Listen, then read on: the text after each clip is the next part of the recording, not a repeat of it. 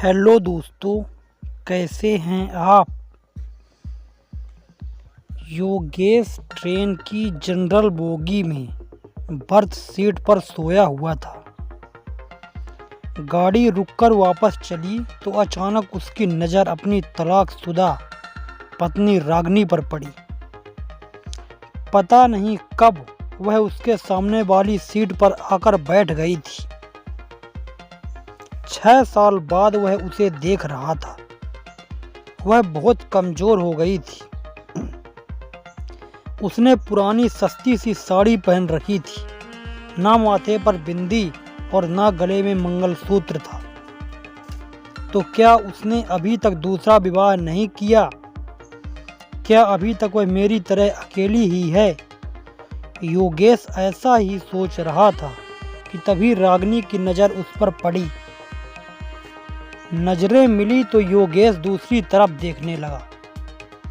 फिर पता नहीं योगेश के दिमाग में क्या आया कि वह सीट से नीचे उतर आया और रागिनी के पास बैठे लड़के से कहा कि वह ऊपर वाली सीट पर चला जाए। लड़का मान गया। तब योगेश रागिनी के पास बैठ गया। बैठते ही योगेश बोला, रागिनी कैसी हो? रागिनी ने नज़र ना मिलाते हुए खिड़की की तरफ देखते हुए बोला, मैं ठीक हूँ, और आप? योगेश बोला, मैं भी ठीक हूँ और कानपुर जा रहा हूँ। त्योहार होने के कारण रिजर्वेशन सीट नहीं मिली, इस कारण जनरल बोगी में आना पड़ा। तुम कहाँ जा रही हो? वह बोली, मैं भी कानपुर ही जा रही हूँ। आजकल माँ वहीं बड़े भैया के पास ही है, बीमार है, इसलिए मिलने जा रही हूँ। काफ़ी देर दोनों चुप रहे। फिर योगेश बोला, एक बात पूछूं? रागिनी ने आंखों से ही पूछा, क्या? योगेश संकोच करते हुए पूछा, अभी तक शादी क्यों नहीं की? वह कुछ नहीं बोली। मगर जब योगेश ने दोबारा नहीं पूछा तो रागिनी ने पूछा, आपने की है शादी?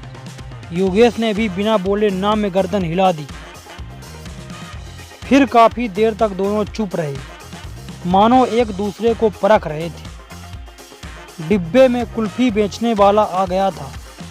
योगेश बोला, खाओगी? रागिनी ने ना में सिर हिला दिया। योगेश ने रिक्वेस्ट करते हुए फिर पूछा, खा लो यार, तुम्हारे साथ मैं भी खा लूँगा। जानता हूँ तुम्हारी सबसे बड़ी कमजोरी कुल्फी है। वह थोड़ा मुस्कुराई तो योगेश ने महसूस किया कि वह अपनी आंखों से बहने वाली आंसुओं को समेटने का प्रयास कर रही है। 5 साल उसके साथ रहा था। जब वह अपने आंसुओं को समेटने का प्रयास करती थी तो ऐसे ही मुस्कुराया करती थी। योगेश दूसरी तरफ देखने लगा तो रागिनी चुपके से अपनी आंसुओं को पोंछने लगी। फिर वह सहज होकर बोली, एक शर्त पर खाऊंगी। योगेश बोला, क्या शर्त है? तो रागिनी बोली, पैसे मैं दूंगी। योगेश कुछ नहीं बोला। फिर रागिनी ने 2 कुल्फियाँ खरीद ली और एक कुल्फी योगेश को देते हुए बोली, अब मैं भी कमाने लगी हूँ। एक प्राइवेट स्कूल में पढ़ाती हूँ। महीने के 10,000 मिलते हैं। कुल्फी खाते हुए योगेश बोला, तलाक के समय कोर्ट के आदेश पर मैं तुम्हें 30 लाख रुपए दे तो रहा था। अगर ले लेती तो अपना स्कूल खोल लेती, जबकि तुम बहुत स्वाभिमानी हो। इस जमाने में मैं पैसे के बिना कुछ नहीं होता। वह हंसकर बोली, अगर ले लेती तो अपनी ज़मीर को क्या जवाब देती? तो ये ज़मीर रोज कहता कि जिसे छोड़कर आई हो उसी के सहारे पल रही हो। योगेश बोला, तुम बहुत अच्छी हो, मासूम हो। ये एहसास तुमसे तलाक लेने के बाद मुझे हुआ। तुम यकीन नहीं करोगी, मैं बहुत बदल गया हूँ। पीना बिल्कुल छोड़ दिया है, गुस्सा बिल्कुल नहीं करता। अब मैं किसी को नीचा दिखाने की कोशिश भी नहीं करता। जो तुम्हें बहुत बुरा लगता था, वो सब बुरी आदतें मैंने छोड़ दी है। वह उदास होकर बोली, अब क्या फ़ायदा? जब मैं मना किया करती थी तब आप मेरी एक भी बात नहीं सुनते थे। आपके कारण मैं हमेशा टेंशन में रहती थी। इसी कारण मुझे 2 बार गर्भपात भी हुआ, वरना आज मेरे भी 2 बच्चे होते। एक 8 साल का हो गया होता और दूसरा 6 साल का। कहकर वो रो पड़ी। बच्चों की बात पता चली तो योगेश के भी आंखों में आंसू आ गए, लेकिन वह पुरुष था तो आंसुओं को पलकें तले पहुंचने से पहले ही पी गया और बोला, कभी कभी लगता है मैं बहुत बुरा आदमी हूँ। मैंने कभी रिश्तों की कदर नहीं की, उसी की सजा झेल रहा हूँ आज। बिल्कुल अकेला हो गया हूँ। जब माँ भी नहीं रही, माँ के होने पर रागिनी को बड़ा दुख हुआ और बोली, माँ को भली चंगी छोड़कर आई थी, उनका क्या हो गया था। इस बार योगेश भावुकता बस अपने आंसुओं को रोक नहीं पाया और बोला, वो तुम्हें हर दिन याद करती थी। बोलती थी बहू को वापस घर ले आओ। मैं उन्हें कैसे समझाता कि तलाक के बाद बहुएं वापस घर नहीं आती। फिर दोनों के बीच चुप्पी छा गई थी। कानपुर आ गया था, स्टेशन आने वाला था। योगेश बोला, वापस कब जाओगी।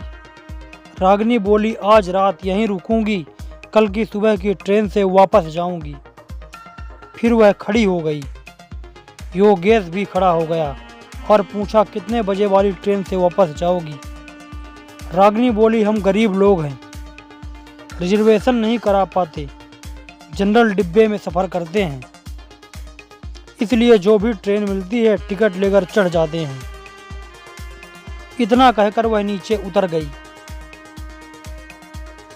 योगेश अपना सूटकेस संभालता हुआ उसके पीछे लपका और बोला, अगर मैं रिजर्वेशन की 2 टिकटें ले लूं तो मुझे पता है कि तुम मेरे साथ नहीं चलोगी, लेकिन मैं तुम्हारे साथ सफ़र करना चाहता हूं। जनरल में ही चल दूंगा। बताओ कितने बजे यहाँ मिलोगी। रागिनी ऑटो में बैठती हुई बोली, 9 बजे यहाँ मिलूंगी। फिर उसके देखते देखते ऑटो आंखों से ओझल हो गया। योगेश कानपुर 2 दिन के लिए आया था, मगर रागिनी का साथ पाने के लिए उसने अपना शेड्यूल बदल दिया। उसने जल्दी से अपने बिजनेस का काम पूरा किया और अगले दिन सुबह 8:30 बजे ही स्टेशन आ गया। रागिनी 9 की बजाय 10 बजे स्टेशन पहुंची और बोली, आप अभी तक यहीं पर हो, मैं सोच रही थी कि आप चले गए होंगे।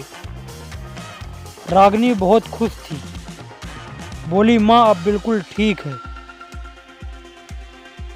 योगेश बोला, मैं तुम्हारा भी टिकट ले आया हूँ, अब 30 रुपए के टिकट के लिए कुछ कहना मत। रागिनी हंसते हुए बोली, अभी ट्रेन आने में आधा घंटा है, चलो तब तक कुल्फी खाते हैं, पैसे मैं दे दूंगी, हिसाब बराबर हो जाएगा। इतना कहकर वह फिर मुस्कुरा दी। वह जब भी मुस्कुराती थी योगेश की नज़रें उसके चेहरे पर ठहर जाती थी। फिर दोनों ने कुल्फी खाई और तब तक ट्रेन आ गई और फिर से एक नया सफ़र शुरू हो गया। मगर इस सफ़र में कुछ खास था। योगेश कुछ कहने के लिए तिलमिला रहा था, मगर डर भी रहा था कि वह मना कर देगी तो। योगेश नोटिस कर रहा था कि वह रागिनी बड़े भाई के घर से नई साड़ी पहनकर आई थी। वह बहुत सुंदर लग रही थी। खिड़की से आ रही ठंडी हवा के झोंके से रागिनी के ललाट पर लटकी बालों को एक लड़ी झूम उठती है। उसे ऐसे देखकर योगेश के दिल में एहसास सा उठता है कि ये औरत कभी उसकी जिंदगी थी, मगर मैं इसे संभाल कर नहीं रख पाया। योगेश की मनः स्थिति से अनजान रागिनी बोली, क्या हुआ, आप गुमसुम से क्यों हो? दोस्त बनकर ही सही कुछ बात तो कर लो। योगेश बोला, मुझे दोस्ती नहीं चाहिए। रागिनी को झटका सा लगा। बोली, फिर क्यों मेरे साथ सफ़र करने के लिए उतावले थी? योगेश बोला, मुझे तू चाहिए, हमेशा के लिए, जन्मों जन्मों के लिए, मेरे साथ हंसने के लिए, मेरे साथ रोने के लिए। वह इतनी जल्दी में ये सारी बातें बोला कि रागिनी बस उसके मुंह की ओर देखती रह गई। वह आगे बोला, मैं गलत था, तुम्हारी कदर नहीं कर पाया, मगर तुम्हारे जाने के बाद मुझे मेरे गलतियों का एहसास हो गया है, मुझे माफ़ कर दो, कहकर वह रो पड़ा। रागिनी चुप हो गई, बस उसके चेहरे की तरफ देखे जा रही थी। योगेश उसके दोनों हाथ पकड़कर बोला, मुझे माफ़ कर दे यार, मैं वादा करता हूँ अब कभी भी तुम्हारी आंसुओं की वजह नहीं बनूंगा। तू जो कहेगी वही करूँगा, प्लीज लौट आ।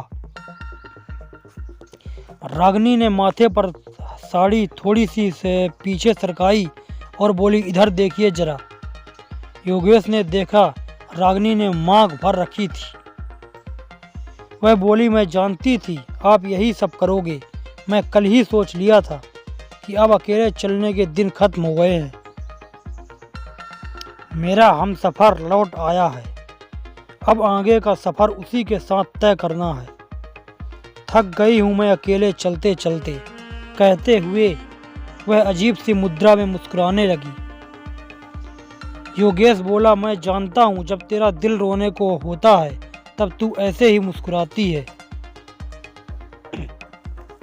मत रोक इन आंसुओं को, उन्हें बह जाने दे, दिल हल्का हो जाएगा। इतना सुनते ही रागिनी का संयम जवाब दे गया। वह जोर जोर से रोने लगी। पूरे डिब्बे के लोग उन्हें देखने लगे, मगर रागिनी ने उन लोगों की परवाह नहीं की। वह योगेश के कंधे पर सर रखकर रोती रही। कुछ देर बाद रागिनी का गांव आ गया। गाड़ी कुछ पल रुकी, फिर चल पड़ी। रागिनी को अब वहां उतरना ही नहीं था। जिंदगी में एक नया सफर फिर से शुरू हो गया। अब उसकी मंजिल मायका नहीं, पिया का घर था, जो बरसों से उसके लौटने का इंतजार कर रहा था।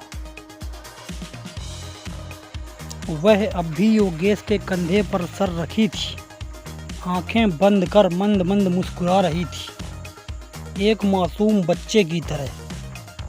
दोस्तों, कहानी कैसी लगी कमेंट करके हमें ज़रूर बताएं। कहानी अच्छी लगी हो तो वीडियो को प्लीज़ लाइक कर दीजिए, शेयर कर दीजिए। चैनल में पहली बार है तो चैनल को सब्सक्राइब करना ना भूलिए। सादर धन्यवाद।